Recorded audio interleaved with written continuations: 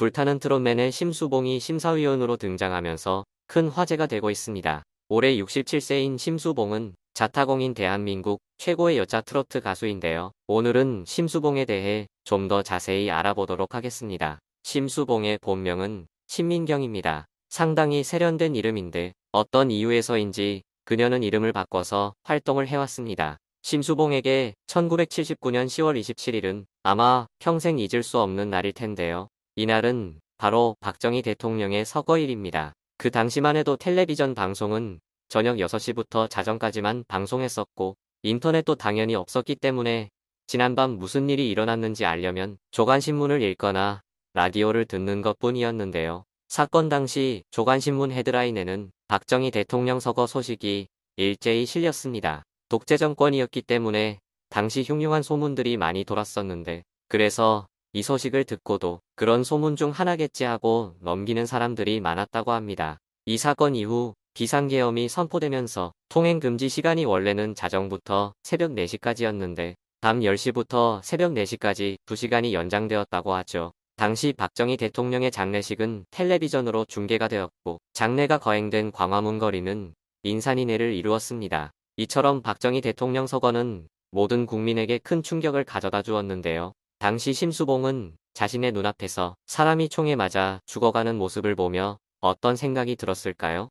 한국 대중가요사의 길이 남을 심수봉이 그녀의 재능을 펼쳐 보이기까지 얼마나 큰 사건과 시련이 있을지 당시에는 아마 짐작하지 못했을 것입니다. 심수봉을 논할 때는 그때 그 사람이라는 노래를 빼놓을 수 없죠. 그녀를 스타 반열에 올려준 곡인 동시에 그녀에게 고통을 안겨준 노래이기도 한데요. 대학가요제에 참가하여 그녀가 부른 이 노래는 소위 뽕짝이었습니다. 당시 젊은이들은 트로트를 즐겨 부르지 않았는데 심수봉은 트로트곡으로 본선까지 진출하게 되었죠. 당시 실제 영상을 찾아보면 긴장해서 실력을 완전히 발휘하진 못했지만 피아노를 능숙하게 다루며 부르던 심수봉의 노래는 마음을 울리는 힘을 가지고 있었습니다. 본선에서 수상자 명단에 들지는 못하였으나 이후 심수봉은 그때 그 사람을 발매하며 데뷔하게 되었는데요. 한간에 떠도는 소문에 의하면 박정희 대통령이 그 노래를 너무 좋아해서 음반 판매량이 늘었었다고도 합니다.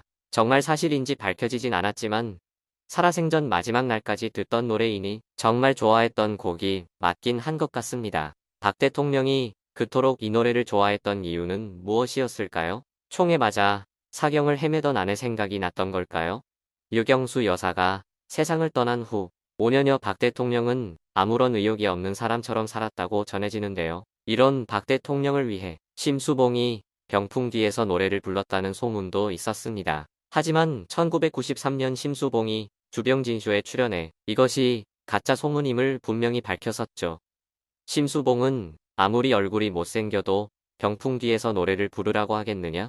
라고 말했습니다. 그때 그 사람과 비슷한 시기 종종 방송에 나오던 곡이 하나 더 있었는데요. 바로 여자이니까라는 곡이었습니다. 70년대 당시 서울의 도쿄 호텔이라는 유명 호텔이 하나 있었는데 심수봉은 대학가요제에 나가기 전부터 이 호텔 나이트클럽에서 피아노를 치며 노래를 부르는 무명 가수 생활을 했었다고 하죠. 나훈아가 심수봉의 노래를 듣고 그 자리에서 음반 취입을 주선할 정도였다고 하는데요. 성사되지는 못했지만 그때 녹음을 추진했던 여자이니까라는 곡은 큰 히트를 했습니다. 이 곡은 최홍기 작사, 작곡으로 발매가 되었는데 최홍기는 바로 나훈아의 본명이죠.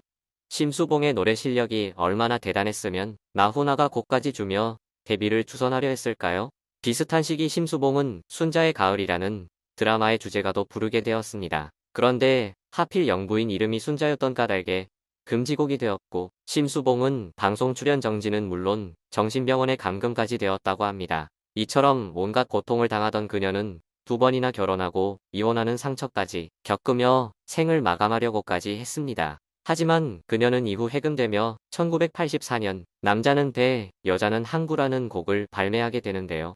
신나는 리듬과 어우러지는 흐느끼는 여자의 사연이 심수봉의 음색과 절묘하게 맞아떨어지면서 심수봉은 다시 한번 왕좌를 되찾게 되었습니다. 하지만 그것도 잠시 무궁화라는 곡이 다시 금지곡이 되면서 심수봉은 음반 제작비도 못 건지고 다시 큰 시련을 겪게 되었습니다. 당시 이 곡이 박 대통령을 회상하는 노래라는 소문이 돌았고 당시 대통령이었던 전두환은 박 대통령이 살아온 듯 섬뜩한 느낌이 들었을 겁니다. 심수봉이 그런 내용이 아니라고 조사관들에게 누누이 설명해도 그것이 먹힐 리가 없었을 테지요. 그들이 자기들 멋대로 보고하는 바람에 이 곡은 결국 금지곡이 되고 말았습니다. 심수봉은 과거 한 인터뷰에서 자신이 예지력이 있다는 사실을 밝히기도 했는데요. 그뿐만 아니라 그녀는 소리에 아주 민감하나 뇌신경 인플레란 병을 앓고 있다고 합니다. 그래서 어떤 소리도 듣지 말라고 해서 16세 때 대무이도란 곳으로 요양을 간 적도 있다고 전해집니다. 또한 그녀는 10.16 사태에 대해 언급하며 그 사건 이후 자신을 만났다는 이유로 그 사람들이 끌려가 고문을 받았었다. 남편이 울부짖는 소리를 옆방에서 들은 적도 있는데 이후 정신병원에 감금당했다. 라고 힘들었던 지난 시간에 대해 털어놓기도 했습니다. 이처럼 가수 심수봉은 힘들고 굴곡진 인생을 살아왔는데요. 이제부터라도 과거의 일은 털어버리고 심수봉의 앞날에 행복한 일들만 펼쳐지기를 바랍니다.